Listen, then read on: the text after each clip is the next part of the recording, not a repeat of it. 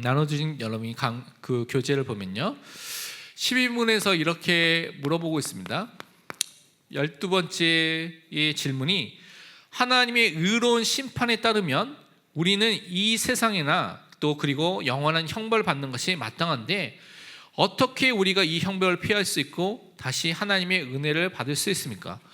분명히 죄인으로서 형벌을 받아야 되는데 이 형벌을 어떻게 피하고 또 하나님의 은혜를 받는 자리에 어떻게 다시 갈 수 있습니까? 라고 질문했습니다. 거기에 답을 살펴보면 이렇게 돼 있죠. 하나님은 자기 의가 만족되기를 원하십니다. 그러니까 하나님의 의를 만족시켜야 된다는 것이죠. 우리 수준은 근데 이 하나님의 의를 어떻게 만족시킬 수 있겠습니까? 그래서 그런 까닭에 우리는 우리 스스로든지 또 다른 사람을 통해서든지 완전하게 죄의 값을 치러야 됩니다. 그냥 죄의 값이 아니라 완전하게 죄의 값을 치러야 된다고 말하고 있습니다. 근데 계속해서 설명되겠지만 이것은 인간에게는 불가능합니다. 우리 목숨이 하나이기 때문에 우리 죄를 위해서 죽을 수가 없죠. 이미 죄인인 상태 속에서 우리 죄를 위해서 죽을 수 있는 상태도 안 됩니다. 그래서 사실은 인간으로는 이것이 불가능하다는 것이 벌써 결론이 나 있는 것이죠.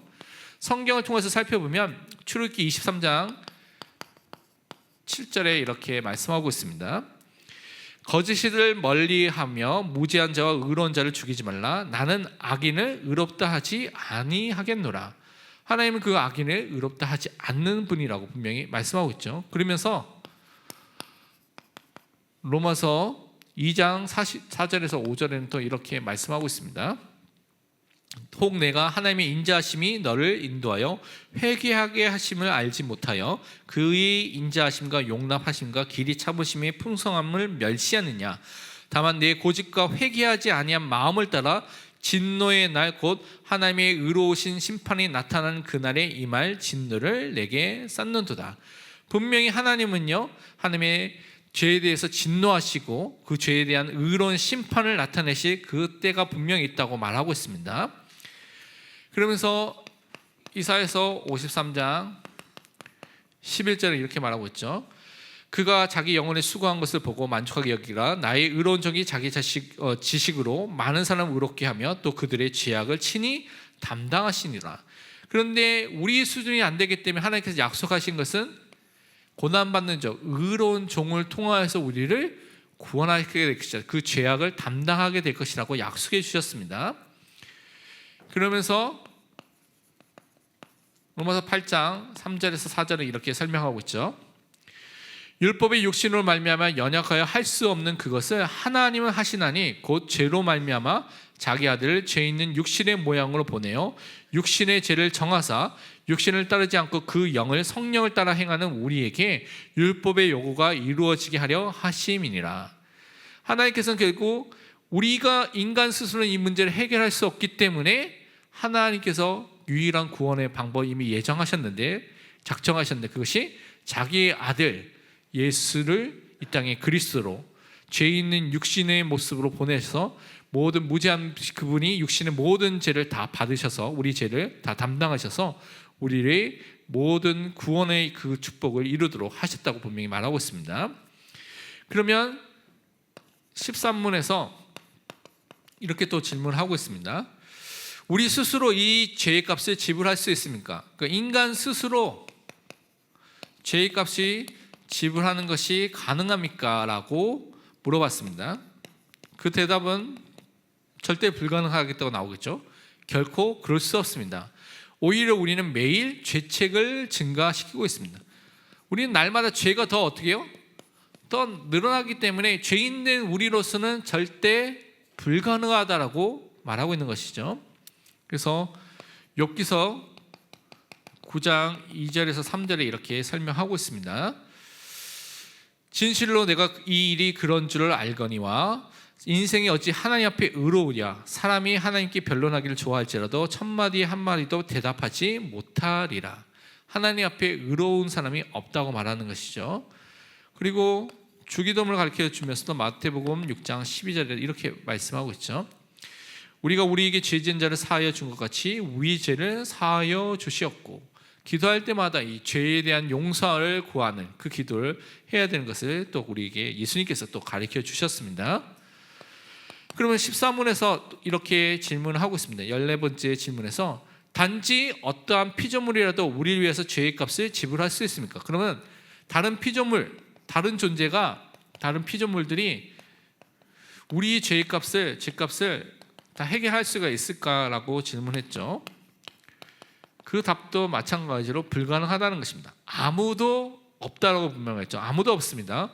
왜냐하면 첫째로 하나님은 인간이 죄를 지은 것을 위해서 다른 피조물을 벌하시기를 원하지 않습니다. 그러니까 인간이 이 죄의 문제를 누가 책임져야 돼요? 인간이 스스로 책임져야지 다른 피조물에게 넘겨서는 안 된다는 것이죠.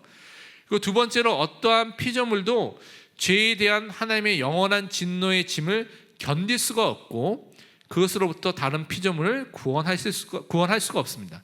하나님의 진노가 너무나, 죄에 대해서 너무나 큰데 이것을 감당할 수 있는 피조물은 아무 데도 없다고 분명히 말하고 있습니다. 그리고 다른 피조물을 통해서 구원을 또한 받을 수 없다고 말하고 있는 것이죠. 그래서 에스겔서 18장 4절과 20절에 이렇게 설명하고 있습니다. 모든 영혼이 다 내게 속한지라 아버지의 영혼이 다 내게 속한 것 같이 그의 아들의 영혼도 내게 속하였나니 범죄하는 그 영혼은 죽으리라. 범죄 때문에 죽겠다고 말하고 있죠. 20절에 보면 범죄하는 그 영혼은 죽을지라 아들은 아버지의 죄악을 담당하지 아니할 것이요 아버지는 아들의 죄악을 담당하지 아니하리니 의인의 공의도 자기에게로 돌아가고 악인의 악도 자기에게로 돌아가리라. 다른 말로 사람들이 또한 멸망하고 또 심판을 받게 되는 것은 그들 자신의 죄 때문에 분명히 받는다고 성경은 말하고 있습니다. 그러면서 시편 49편 7절 8절에 보니까 이렇게 또 설명을 하고 있습니다. 아무도 자기 형제를 구원하지 못하며 그를 위한 속전을 하나님께 바치지도 못할 것은 그들의 생명을 속량하는 것이 너무 엄청나서 영원히 마련하지 못할 것임이니라.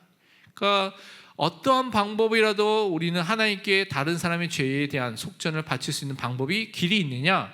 절대 없다라고 분명히 말하는 것이죠. 그리고 성경의 히브리서 10장 4절에는 또 이렇게 말하고 있습니다. 이는 황소와 염소의 피가 능히 죄를 없이 하지 못함이라. 구약에서 많은 피제사를 황소를 통하여서, 염소를 통하여서, 양을 통하여서, 비둘기를 통하여서 드렸는데 그것들은 오실 메시아의 십자가를 예표하는, 그래서 그것을 가리키고 나타내는 그림자고 모형입니다. 그렇죠? 그렇기 때문에 황소와 염소의 피가 죄를 속하는 것이 아니라 그것이 나타내는, 가리키고 있는 그리스도의 십자가를 통하여서 죄 용서함을 받게 되는 것을 믿고 죄 용서함을 받은 것이 구약의 사람들도. 그래서 황소와 염소의 피가 죄를 없애는 것이 아니라고 성경에서 말하고 있는 것입니다. 그러면 이것을 바라보면 우리 인간에게 전혀 소망이 없구나라는 것을 보면서 오늘 15부분에 그래서 이렇게 질문하고 있습니다. 15번째 질문에. 그렇기 때문에 그러면 우리는 어떤 중보자와 구세주를 찾아야 됩니까? 이 문제를 해결하기 위해서는 중보자가 반드시 필요하고 우리에게 구원자, 구세주가 분명히 필요한데 어떤 사람이 이 일을 감당할 수 있습니까? 라고 물어보고 있습니다. 그 답을 보면 이렇게 되어 있습니다. 참 인간이며, 왜 참 인간이 되어야 됩니까? 아까 전에 보면 인간의 죄를 다른 피조물이 담당하는 것이 아니라 인간이 담당해야 된다고 말하고 있죠. 그러니까 참된 인간이신 분이 중보자가 된다고 말하고 있습니다. 그리고 의로우신 분, 이 의로우신 분이라는 것은 뭡니까? 죄가 없으신 분, 무죄하신 분이 이 땅에 와야 됩니다. 그래서 예수님이 성령으로 잉태되셨다는 그 말이 중요합니다. 그래서 죄가 없으신 분으로 이 땅에 오시게 된 거예요. 그리고 모든 피조물보다 더 능력이 뛰어나야 되는 거예요. 동시에 참 하나님이 되셔야 됩니다. 다른 말로 하나님의 진노를 인간은 담당할 수가 없어요. 그렇죠? 다른 피조물과 마찬가지로 그런 피조물의 수준이기 때문에.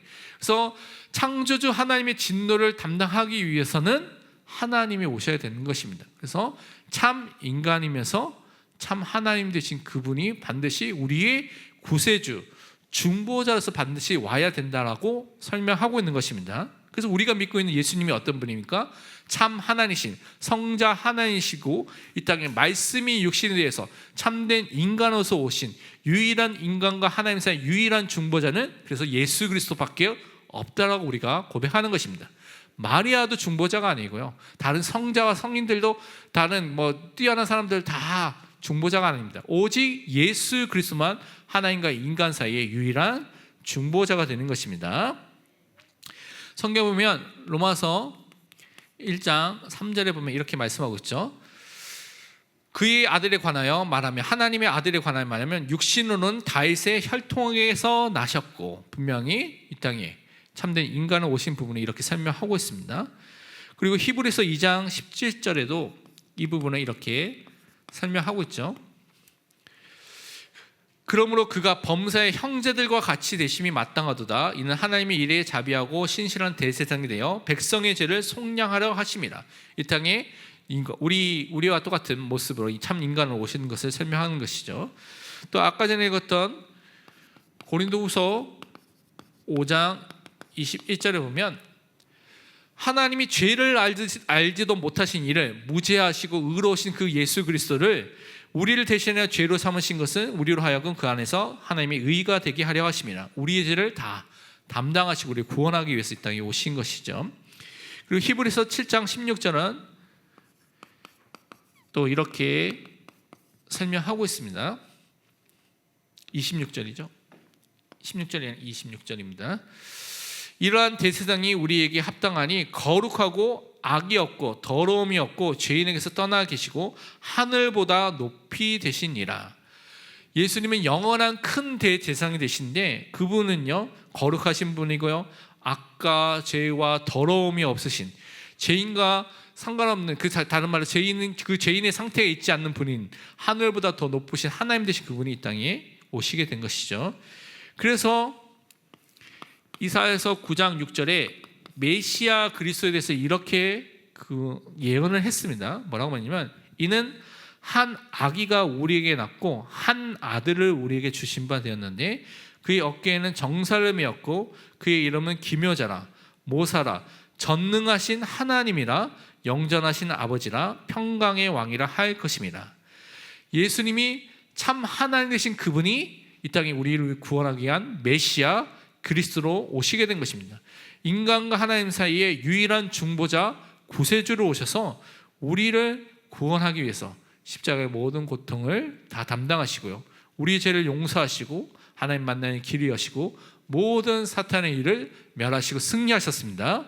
그 그리스도를 오늘도 우리가 붙잡고 그리스도 안에 있는 모든 응답과 은혜를 누려야 될 줄 믿습니다. 함께